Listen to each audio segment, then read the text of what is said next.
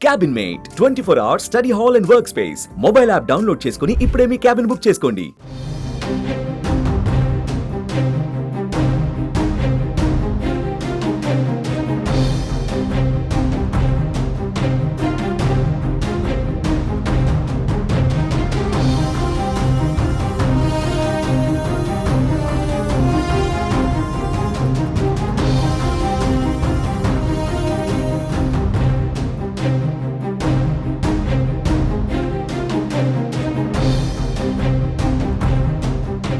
తెలంగాణలో మంత్రివర్గ విస్తరణ ఎప్పుడు అంటూ నేతలు ఆశతో ఎదురుచూస్తున్నారు. కాంగ్రెస్ ప్రభుత్వం ఏర్పడి ఏడాది దాటిపోయినా ఇంకా కొన్ని మంత్రి పదవులకు రాష్ట్రంలో అవకాశం ఉన్న వివిధ కారణాలతో ఇప్పటి వరకు సాధ్యం కాలేదు.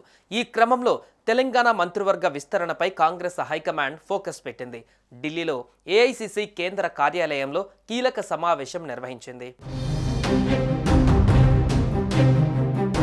కాంగ్రెస్ ప్రెసిడెంట్ మల్లికార్జున ఖర్గే, అగ్రనేత Rahul Gandhi, AICC general secretary KC Venugopal, Telangana Congress వ్యవహారాల ఇన్ఛార్జ్ మీనాక్షి నటరాజన్ ఈ సమావేశానికి హాజరయ్యారు.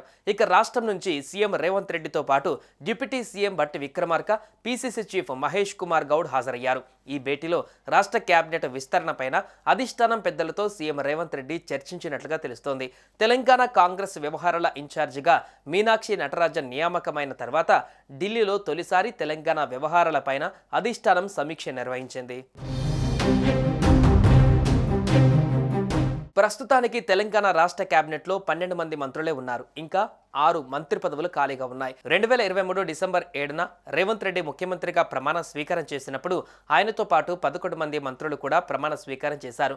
ఆ సంఖ్యను ఇప్పటి వరకు పెంచలేదు. దీంతో ఎవరికి మంత్రి పదవులు దక్కుతాయోననే ఉత్కంఠ నెలకొంది.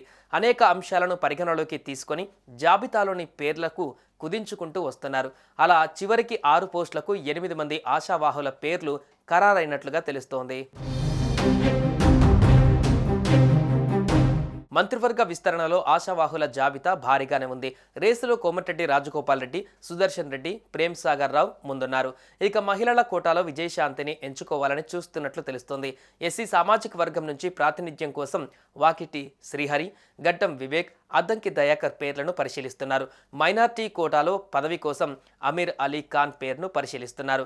సామాజిక సమీకరణాలు, సీనియర్లు, మొదటి నుంచి పార్టీలో ఉన్నవారు, ఎన్నికల సమయంలో హామీ ఇచ్చిన వారి పేర్లు, యువకులు వీరందరినీ దృష్టిలో ఉంచుకొని క్యాబినెట్ విస్తరణ జరగబోతుంది. ఇప్పటికే మంత్రివర్గంలో ఉన్న వారిని తొలగించి కొత్త వారికి అవకాశం ఇస్తారా, లేక ఖాళీగా ఉన్న 6 స్థానాలను మాత్రమే భర్తీ చేసేందుకు అభ్యర్థుల జాబితాను పరిశీలిస్తారా అనేది తెలియాల్సి ఉంది. దీంతో పాటుగా పీసీసీ నూతన కార్యవర్గ కూర్పు 6 నెలలుగా పెండింగ్లో ఉంటూ వస్తోంది. సుమన్ టీవీలో మీ పర్సనల్ అండ్ బిజినెస్ ప్రమోషన్స్ కోసం కింది నెంబర్కి కాంటాక్ట్ చేయండి.